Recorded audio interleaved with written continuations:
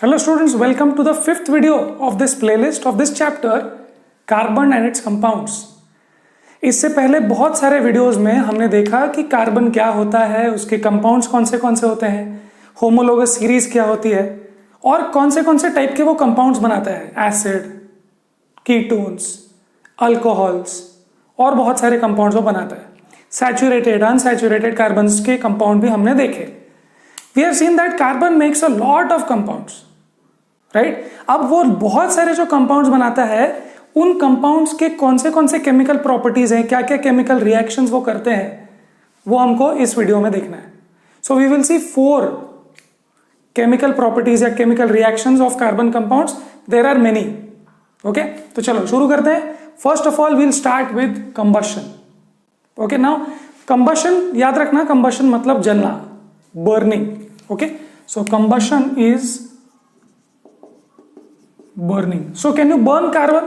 तो आप बोलेंगे burn carbon, that means can we burn things which has carbon like coal? Yes. Can you burn other fuels? Like for example, can you burn wood? Yes, that is made of carbon. Can you burn LPG? Yes, that is made of carbon. Can you burn petrol? Yes, that is made of carbon. Can you burn the human body? Yes. That is made of carbon. तो इसका मतलब ये है कि जो भी चीज आप देखते हो जो बर्न हो रही है, mostly those are all organic compounds या फिर those are all compounds which contain carbon. So carbon in all allotropic forms. Allotropes हमने पढ़े थे। एलोट्रोप्स कौन से हैं? Carbon in graphite form, in diamond form और fullerene form. In all allotropic forms, pure carbon या फिर ऑल कंपाउंड फॉर्म, आप कार्बन को बर्न कर सकते हो in air. When you say air, you say oxygen, O2। So what you can do is you can burn carbon in all allotropic forms in the presence of oxygen. Oxygen जरूरी है to give CO2 heat and light. Okay, CO2 heat and light. जब भी आप carbon के compounds को burn करोगे तो आपको एटलीस्ट ये 3 चीजें निकलती हुई दिखेगी। ओके, बेसिकली सिर्फ ये ही कंपाउंड है, ये तो एनर्जी है। Okay, and that is the question number 9। Question number 9 says why is carbon used as fuel? So what is the answer? The answer is when you burn carbon it gives a lot of heat and light. Okay, तो इसीलिए आप carbon based fuels को burn करते हो। Okay, तो चलो that was, we will see that again later. Now let's see this reactions. This is pure carbon. Pure carbon मतलब कि ग्राफाइट फॉर्म या कुछ नहीं है इसमें, only carbon. When you burn only carbon in oxygen you get C and O2, you get CO2 heat and light. Okay, that is what we ना। हो सकता है ये बर्न कर रहा, ये क्या है ये आपको पता है। So this is methane, this is methane and this is ethanol. ये हमने पढ़ा है पिछले वीडियोस में। सो मीथेन को अगर आप बर्न करते हो ऑक्सीजन के प्रेजेंस में, एयर के प्रेजेंस में, तो C यहां पे कार्बन ऑक्सीजन के साथ रिएक्ट होकर CO2 बनता है और H2O भी आता है। Okay, that's an extra. When you burn methane you get some water vapour also and heat and light तो हो गई। तो आप इसको भी बर्न कर सकते हो for its heat and light, इसको भी बर्न कर सकते हो for its heat and light. Now मैं आपको बता दूं ये कहां पर यूज होता है। Carbon, only carbon is in coal वगैरह। ओके, तो कोल आप देखे हो लोग जलाते हैं, they get heat and light, right. Carbon dioxide is not poisonous, so this is a clean process. You can also burn methane. Now methane कहां पर आता है? बायोगैस में। बायोगैस मतलब the gas which is prepared using biomass and fermentation. So आप कुछ organisms डाल दो, उनको बायोमास दे दो, जैसे वेजिटेबल वेस्ट वगैरह वगैरह, they will heat it up and they will produce gas which is methane. So when you burn methane what do you get? CO2, H2O, not harmful at all, and you get heat and light, so you can cook your food. Okay, then you can use ethanol. You can use ethanol as fuel. ये हम देखने वाले हैं next video में।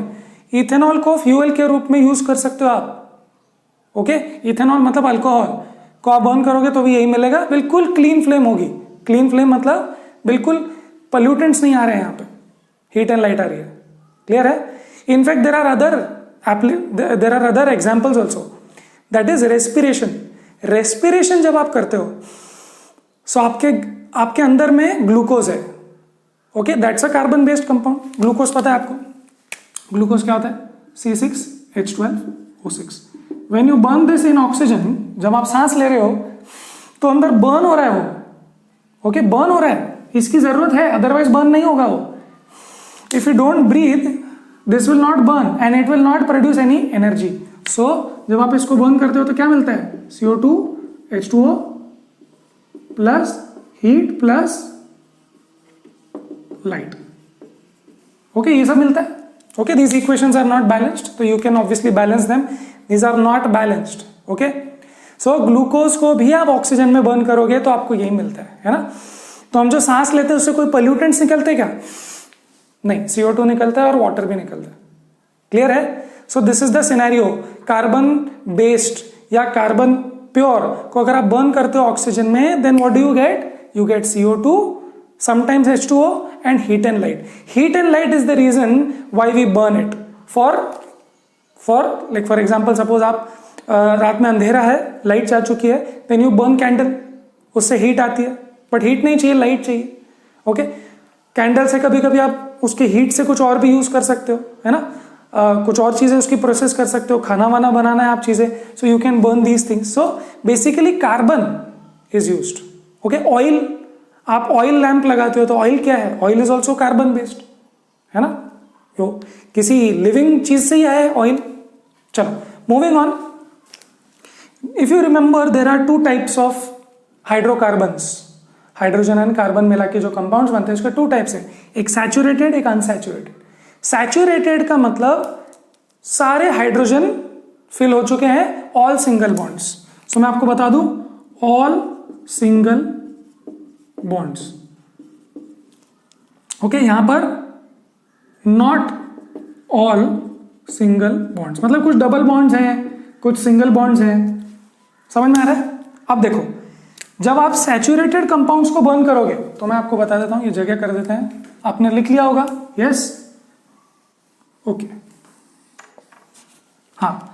सो जब आप saturated compounds को burn करते हो तो एक क्लीन फ्लेम बनती है. Clean flame. ओके, आप बोलेंगे क्लीन फ्लेम का क्या मतलब? क्लीन फ्लेम मतलब है ऐसे, बट जब आप ऐसे इसको बर्न करोगे, अनसैचुरेटेड कंपाउंड्स को बर्न करोगे, तो आपको एक सूटी फ्लेम मिलेगी. सूटी फ्लेम. सूटी फ्लेम मतलब वो काला काला हो जाता है. आपने देखा है कभी कभी, जो गांव में देखा होगा कभी आपने, या फिर मूवीज में देखा होगा कि जब कुछ लोग वेसल रखते हैं वुड के फ्यूल के ऊपर जलाते हैं तो वो वेसल काला हो जाता है, ब्लैक हो जाता है ना. तो वो ब्लैक मतलब सूट, ठीक है, वो कार्बनी ऐश जैसा है वो. सो सूटी फ्लेम, ऐसे स्मोक भी निकलती है, सूटी फ्लेम प्लस स्मोक, है ना. ये कब होता है? सूटी फ्लेम या स्मोक कब निकलता है? जब आप अनसैचुरेटेड हाइड्रोकार्बन्स को बर्न करोगे. तो अगर सैचुरेटेड होंगे, सैचुरेटेड याद करेंगे, सैचुरेटेड मतलब क्या? CC, ठीक है, यहां पर H 3 टाइम्स, यहां पर H 2 टाइम्स और यहां पर H 3 टाइम्स. सो देखो सारे सिंगल बॉन्ड्स ही रहेंगे. अगर आप चेक कर लो, चेक करें. ओके, अगर आपने नहीं जाना है तो पिछले वीडियोस देख लो, आपको सैचुरेटेड अनसैचुरेटेड समझ जाएगा. 1 2 3 1 2 1 2 3. सो यहां पर सब जगह हाइड्रोजन है, all single bonds. So this is a saturated. यहां पर और कुछ नहीं आ सकता, हाइड्रोजन सब फुल है, हो गया उसका, और हाइड्रोजन नहीं चाहिए. इसको बर्न करोगे तो क्लीन फ्लेम आएगी. ओके, चलो, अगर ऐसा हो कि कुछ डबल बॉन्ड है, जैसे कि सपोज यहां है, ये डबल बॉन्ड है, ये भी डबल बॉन्ड है, इसका हो गया, इसका 2 और इसका भी,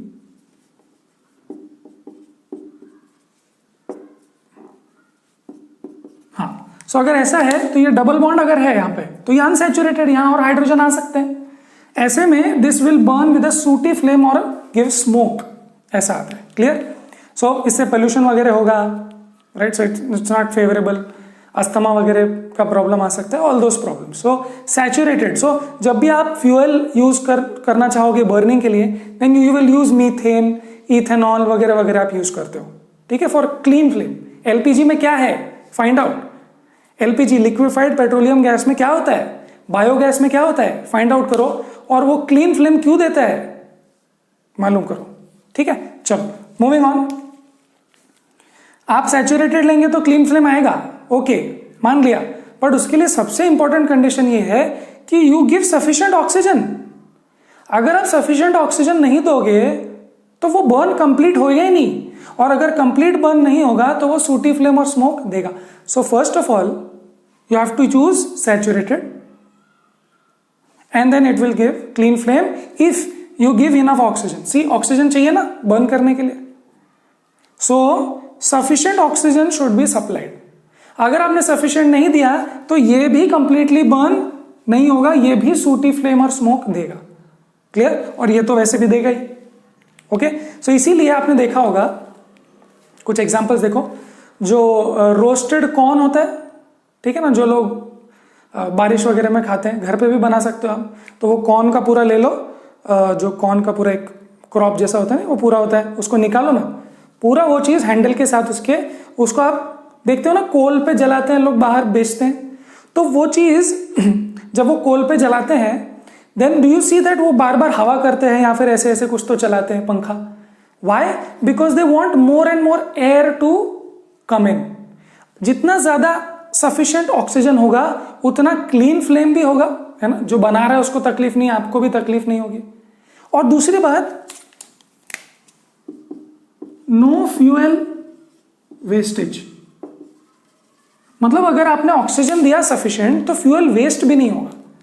नहीं तो फ्यूएल जो आपका है कार्बन, वो ऐसे सूटी फ्लेम में और स्मोक में उड़ जाएगा। क्लियर? सो इसीलिए सफिशिएंट ऑक्सीजन दो।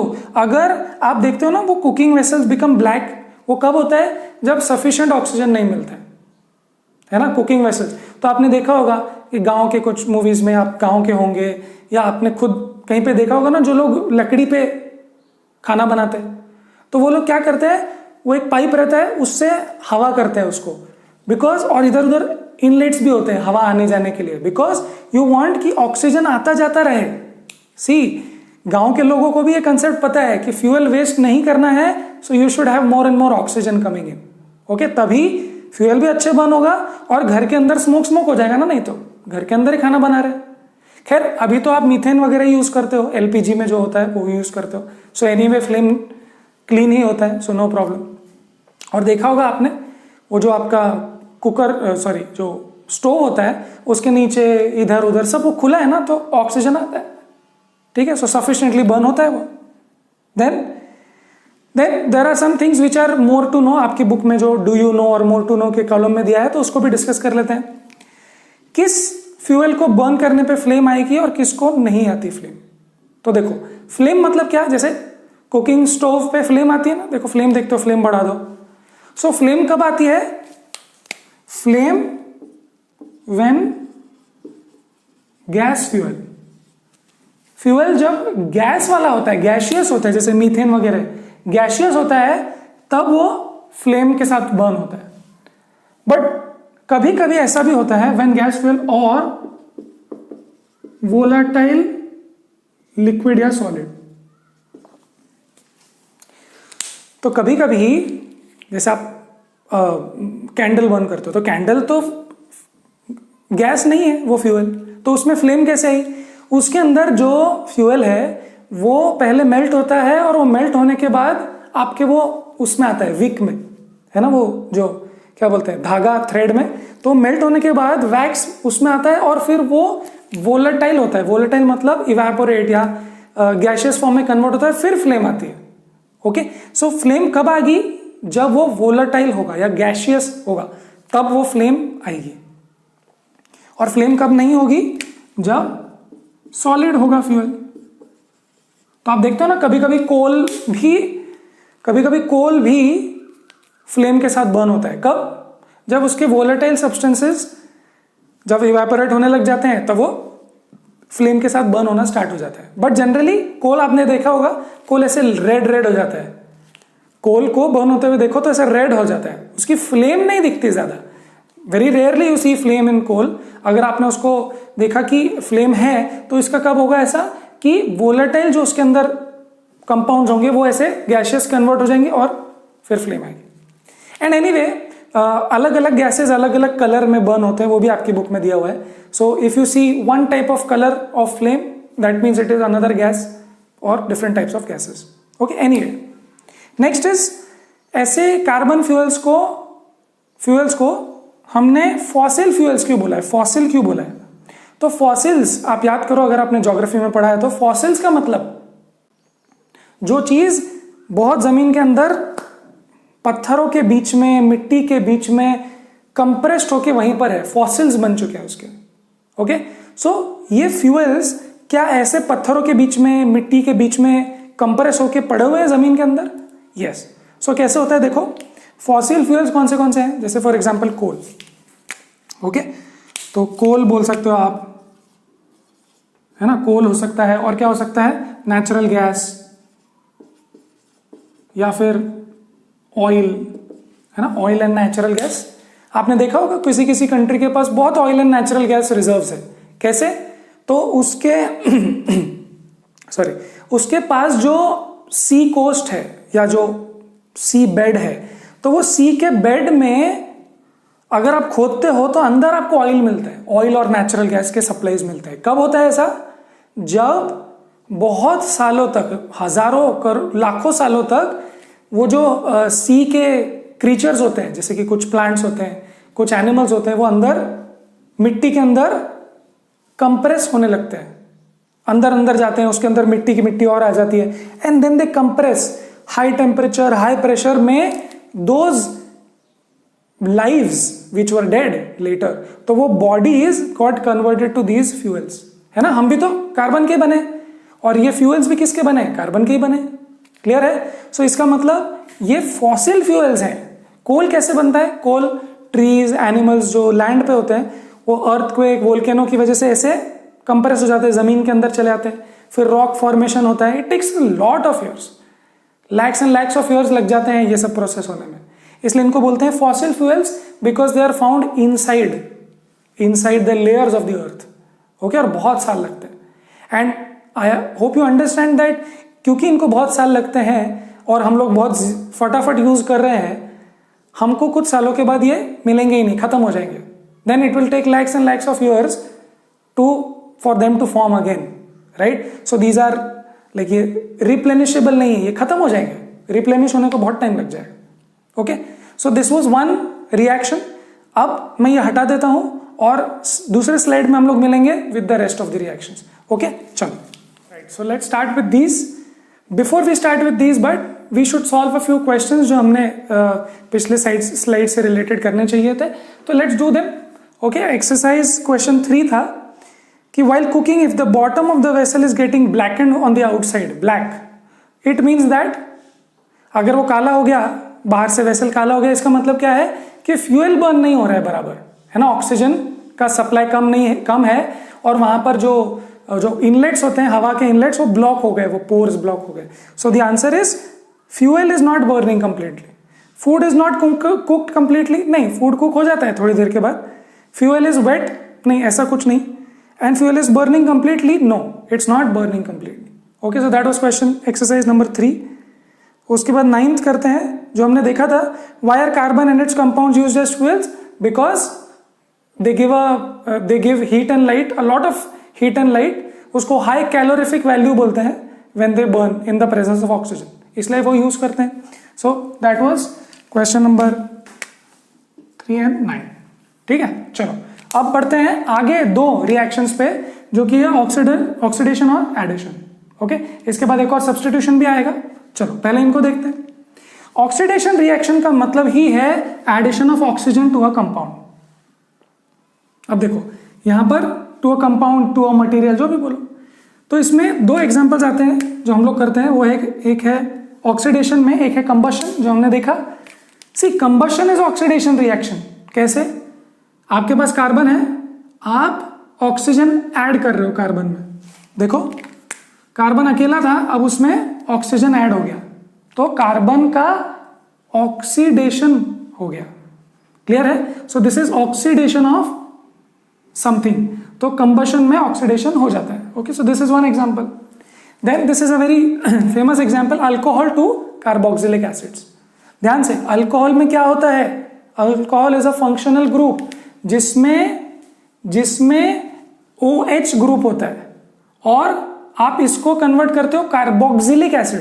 कार्बोक्सिलिक एसिड मतलब कार्बन की चेन के बाद एसिड, COOH।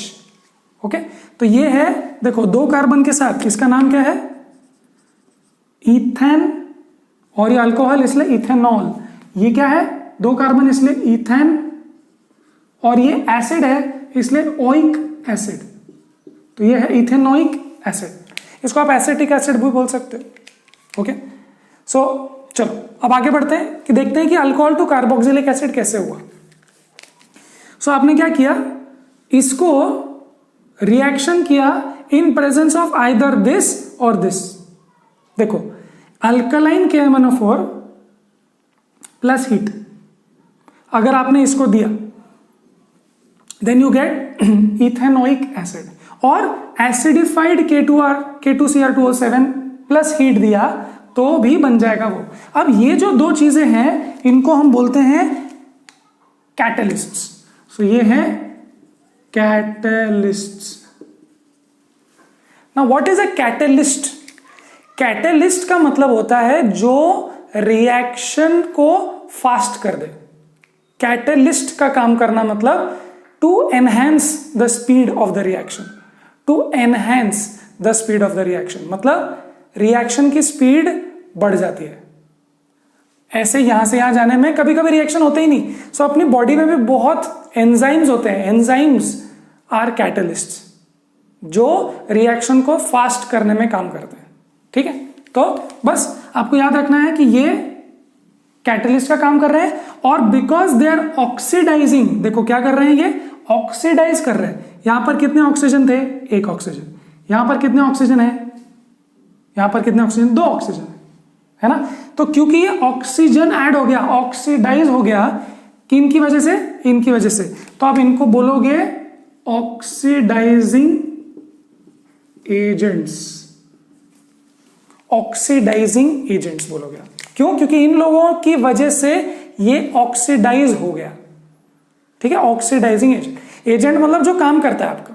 तो इसने क्या काम किया, इन दोनों ने क्या काम किया, इसको ऑक्सीजन दिया, मतलब इसको ऑक्सीडाइज किया। सो ये ऑक्सीडाइजिंग एजेंट्स है। क्लियर है? चल, अब ये था हमारा ऑक्सीडेशन रिएक्शन। अब जाते हैं आगे एडिशन रिएक्शन में। इसमें क्या एडिशन करना है हमको, देखो, addition of hydrogen to alkenes और alkynes. Now what are alkenes and alkynes, याद करो। अल्कीन्स मतलब डबल बॉन्ड, और ये है ट्रिपल बॉन्ड। ओके, सो कुछ कुछ कंपाउंड्स होते हैं जिनमें डबल बॉन्ड्स होते हैं या कभी ट्रिपल बॉन्ड्स भी होते हैं। They are unsaturated. सैचुरेट हो गए क्या वो, दे आर अनसैचुरेटेड। अभी भी एक या दो ऑक्सीजन और हाइड्रोजन और आ सकते हैं। ठीक है, तो हम क्या करते हैं, देखो ये एक सैंपल है एक कार्बन कंपाउंड का जिसमें एक डबल बॉन्ड हम बता रहे हैं। ये डबल बॉन्ड में हम हाइड्रोजन ऐड करेंगे, ये यहां पे हाइड्रोजन ऐड करेंगे, एडिशन। ओके, सो देखो ऑक्सीडेशन क्या है, addition of oxygen. Addition reaction में क्या होता है, एडिशन ऑफ हाइड्रोजन। ओके, तो कहां एडिशन करेंगे, जहां पे स्कोप होगा वहीं करेंगे। जो अनसैचुरेटेड है, जिसकी भूख पूरी नहीं हुई, उसको ही दे पाओगे आप। तो आपने अनसैचुरेटेड कार्बन कंपाउंड्स लिए, हाइड्रोकार्बन्स लिए, और उसमें ये रिएक्शन किया। पहले ही समझते हैं आर क्या है। आर का मतलब होता है कि ये एक कार्बन की चेन हो सकती है, यहां पे कार्बन कार्बन, यहां पे कार्बन कार्बन, कुछ भी हो सकता है, लंबे लंबे कार्बन की चेन हो सकती है, या फिर ये हाइड्रोजन्स भी हो सकते हैं, कोई प्रॉब्लम नहीं। This are can be anything, hydrogen हो सकता है, कार्बन हो सकता है। द पॉइंट इज दिस, आपको इस पे फोकस करना है। ओके, ना जब आप इसको निकल कैटलिस्ट या पैलेडियम, ये कैटलिस्ट यूज करके हाइड्रोजन से पास करते हो, इससे हाइड्रोजन पास करते हो, तो ये हाइड्रोजन इसमें ऐड हो जाता है। तो देखो ये डबल बॉन्ड टूट जाएगा, तो यहां पे तोड़ देता हूं, डबल बॉन्ड तोड़ दिया। डबल बॉन्ड तोड़ने के बाद देखो ये कार्बन के 3 बॉन्ड्स ही हुए, इसके भी 3 हुए, तो इसका एक और एक होना बचा हुआ है, बराबर। देखो अभी 1 2 3 4, 1 2 3 4, तो इसका यहां पे और यहां पे कौन आ जाएगा, हाइड्रोजन। तो हाइड्रोजन क्या हो गया, हाइड्रोजन ऐड हो गया। ओके, समझ में आ गया प्रोसीजर। ये एक डबल बॉन्ड में से एक बॉन्ड टूट के अवेलेबल हो गया हाइड्रोजन को बॉन्ड होने के लिए, बस। तो ये हो गया एडिशन। क्लियर है? सो ये कहां पर यूज करते हैं हम लोग, ये यूज करते हैं hydrogenation of vegetable oils. Hydrogenation मतलब हाइड्रोजन ऐड करना, hydrogenation of vegetable oils. Vegetable oils या प्लांट बेस्ड ऑयल्स जो होते हैं, जैसे कि सनफ्लावर ऑयल या मस्टर्ड ऑयल, ये सब जो ऑयल्स होते हैं, ये ऑयल्स अनसैचुरेटेड नेचर के होते हैं। देखो, since they are long unsaturated hydrocarbon, unsaturated होते हैं ये, इसलिए आप उनको हाइड्रोजनेट कर सकते हो। एनिमल फैट्स कैसे होते हैं? एनिमल फैट्स मतलब जैसे घी या मलाई, ये सब जो होती है चीजें, है ना, जो आप एनिमल से डिराइव करते हो, ठीक है। मीट वगैरह में जो एनिमल फैट होता है, वो फैट कैसा होता है, सैचुरेटेड कार्बन होता है वो। तो आप उसको और हाइड्रोजनेट नहीं कर सकते बिकॉज वो सैचुरेटेड है। ऐसे आप इसमें और ऐड कर सकते हो क्या? आप नहीं कर सकते ऐड इसमें। यस, सो वेजिटेबल ऑयल्स ऐसे दिखते हैं, डबल ट्रिपल बॉन्ड्स, जिसमें आप ऐड कर सकते हो हाइड्रोजन, और एनिमल फैट्स ऐसे दिखते हैं जिसमें आप और ऐड नहीं कर सकते। It is said that unsaturated are better, saturated fats are not good for health, ऐसा बोलते हैं, ठीक है। एनीवे, अब इसके बाद एक और, ये मैं मिटाने के बाद एक लास्ट रिएक्शन हम करेंगे और कुछ क्वेश्चंस कर लेंगे। चलो हटा दूं। Let's talk about now the last chemical reaction in your syllabus of the carbon compounds. This one is substitution reaction. Substitution reaction में बहुत ही सिंपल substitution हो रहा है। किस चीज का? So you are replacing hydrogen from a saturated hydrocarbon, from saturated hydrocarbon compounds with chlorine one by one. Okay? मतलब देखो क्या हो रहा है कि सपोज जो है वो सैचुरेटेड हाइड्रोकार्बन, जैसे कि मीथेन। अब देखो मीथेन सैचुरेटेड है क्या? है ना, सारे सिंगल बॉन्ड्स हैं, बट सपोज यहां पर एक कार्बन आ जाए तो ये क्या है, इथेन, ये भी सैचुरेटेड है, इसमें सारे हाइड्रोजन है। अब आप क्या कर सकते हो, इसको क्लोरीन के साथ रिएक्ट कर सकते हो इन प्रेजेंस ऑफ सनलाइट। वैसे तो ये बहुत स्टेबल है, सैचुरेट हो चुके हैं, अभी इनको आप कुछ डिस्टर्ब नहीं कर सकते, जनरली रिएक्ट नहीं करते। But if you do this reaction in presence of sunlight, it will happen. क्या होगा, धीरे धीरे ये एक हाइड्रोजन निकल के क्लोरीन बन जाएगा, फिर ये हाइड्रोजन निकल के और एक क्लोरीन बन जाएगा। ओके, तो यहां पर तो चलो अपने पास मीथेन है, सो ये ना यहां पर क्या हो गया, CH3Cl, मतलब ये एक हाइड्रोजन निकल के क्लोरीन हो गया और वो हाइड्रोजन चला गया क्लोरीन के साथ, दूसरे क्लोरीन के साथ। फिर आप और रिएक्ट करो क्लोरीन गैस के साथ तो ये भी चला जाएगा, सॉरी ये भी चला जाएगा और क्लोरीन बन जाएगा, फिर ये भी चला जाएगा क्लोरीन बन जाएगा और ये भी चला जाएगा क्लोरीन बन जाएगा। इसका मतलब धीरे धीरे one by one fast reaction होता है और क्लोरीन धीरे धीरे हाइड्रोजन की जगह लेना स्टार्ट कर देता है। Okay, this is what is called substitution reaction. ये सब्स्टिट्यूशन हो रहा है किसका, हाइड्रोजन का substitution by chlorine in presence of sunlight. Very very important. Okay, चलो, so that's about the reactions. 4 reactions हमने देखे, अब हम उस पर क्वेश्चंस करेंगे तो हमारा रिवाइज भी हो जाएगा छोटा सा। चलो let's do question number 12. What is hydrogenation and what is its industrial application? Hydrogenation क्या था? Adding hydrogen to unsaturated hydrocarbons. उसका क्या यूज था, आप उसको हाइड्रोजनेशन ऑफ वेजिटेबल ऑयल्स में यूज करते हो। क्लियर है? Okay, next 13th question, which of the following hydrocarbons undergo addition reaction. अब याद करेंगे एडिशन रिएक्शन क्या है, आपने नोट्स लिखे होंगे। एडिशन रिएक्शन में आप अनसैचुरेटेड कार्बन हाइड्रोकार्बन्स में ऐड करते हो hydrogen. Okay, so they are giving you 4 और 5 compound, you have to see कि वो एडिशन रिएक्शन करेंगे क्या, C2H6, C3H8, C3H6, C2H2 and CH4। अब आपको बताना है इसमें से कौन एडिशन रिएक्शन करेंगे। तो याद करो, एडिशन रिएक्शन होता है जब अनसैचुरेटेड हाइड्रोकार्बन है या डबल या ट्रिपल बॉन्ड है। तो देखते हैं, पहले इनको ड्रॉ करें, C ये अपन ने प्रैक्टिस किया, तो 6 है हाइड्रोजन हाइड्रोजन, राइट। सो क्या ये सब सैचुरेटेड है? Yes, everybody is there with single bonds, so this is not going to do addition reaction. क्या होगा एडिशन रिएक्शन? क्वेश्चन नंबर 13 में एडिशन रिएक्शन नहीं होगा, नो एडिशन रिएक्शन। ये निकालते हैं सी सी सी, ओके। देखो ये कार्बन के एक बॉन्ड हो चुका है तो 1 2 3, इसके 2 हो चुके हैं तो 1 2, इसके एक हो चुका है तो 1 2 3। सो ये सब हाइड्रोजन लग जाएंगे 1 2 3 4 5 6 7 8, ओके। क्या इसमें और एडिशन होने की जगह है? No, all single bonds. चलो इसको देखते हैं C3H6, C C C, okay. कहां पे ड्रॉ करें? यहां करते हैं C C C, राइट। अब इसके 1 2 1 2 3 1 2 3, now you have 8 hands coming out but only 6 hydrogen. तो क्या करना पड़ेगा?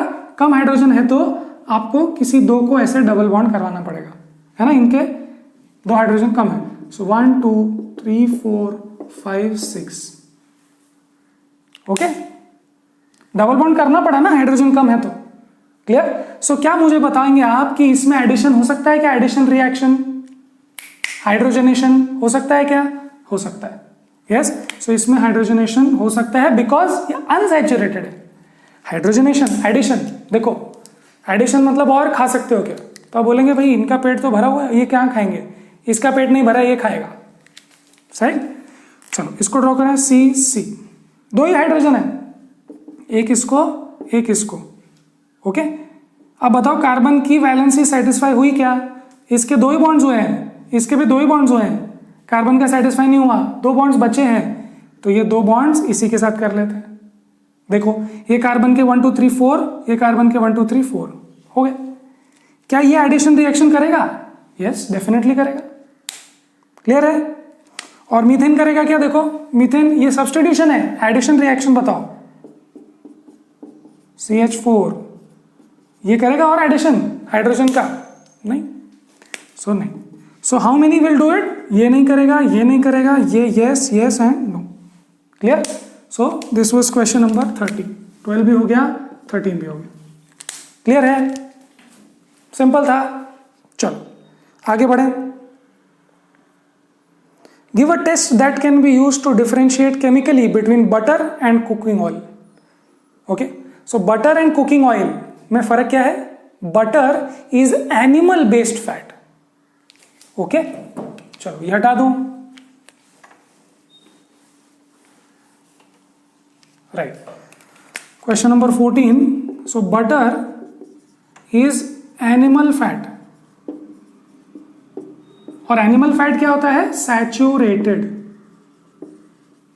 और कुकिंग ऑयल जो जनरली आप यूज करते हो, कुकिंग ऑयल, ये है वेजिटेबल ऑयल, और वेजिटेबल ऑयल कैसा होता है? अनसैचुरेटेड। अब बताओ सैचुरेटेड और अनसैचुरेटेड हाइड्रोकार्बन्स में आप कैसे डिफरेंशिएट करोगे? कैसे करोगे? आप अगर यहां एडिशन रिएक्शन करोगे तो होगा क्या? नहीं होगा, और यहां करोगे तो हो जाएगा। सो अगर आपने एडिशन रिएक्शन किया, the answer is if you do addition reaction butter will undergo no reaction because वो सैचुरेटेड है, और cooking oil will go some reaction because it is unsaturated, it will still take more, clear? So that was question number 14, clear है? चलो हटा दें इसको, let's go to question number 2 जो आपके पेज नंबर 71 में दिया है। क्वेश्चन 1 से शुरू करते हैं। Why is the conversion of ethanol to ethanoic acid an oxidation reaction? देखो ethanol C2H5OH to acetic acid CH3COOH, ये ऑक्सीडेशन रिएक्शन क्यों है? ऐसा वो बोल रहे हैं, क्यों है बताओ? याद करो ऑक्सीडेशन रिएक्शन क्या है, पॉज करके। ऑक्सीडेशन रिएक्शन जिसमें ऑक्सीजन इज एडेड, तो ऑक्सीजन ऐड हो गया ना, देखो 1 का 2 हो गया। कैसे? Using some oxidising agents. कौन से थे ऑक्सीडाइजिंग एजेंट्स बताओ? एसिडिफाइड K2Cr2O7 और अल्कलाइन KMnO4, और उसके साथ गर्म करेंगे then you will get it oxidised. Clear है? चलो अब क्वेश्चन नंबर 2 पे जाते हैं। Question number 2, a mixture, question number 2, a mixture of oxygen and ethyne is burned for welding. Can you tell why a mixture of ethyne and air is not used?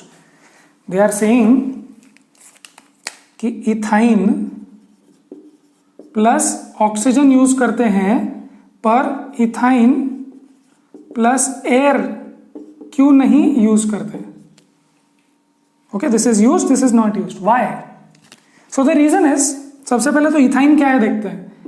Ethyne is C2H2, alkyne है ये है C triple bond CHH, it is like this. Okay, now ध्यान से बताना, अगर आप इसको burn करोगे, वेल्डिंग में बर्निंग होता है, तो जब आप इसको बर्न करोगे तो फ्लेम कैसी आएगी बताओ? ये फ्लेम कैसी आएगी? Sooty flame, sooty flame with smoke आएगा। बट आप ये करोगे इन एयर होगा, ये होगा इन एयर। बट अगर आप इसको ऑक्सीजन दो, बहुत सारा ऑक्सीजन दो, ऑक्सी एसिटिलिन फ्लेम बोलते हैं इसको, ये एसिटिलिन है। So when you give lot of oxygen but with lot of oxygen, flame is clean and high temperatures are achieved.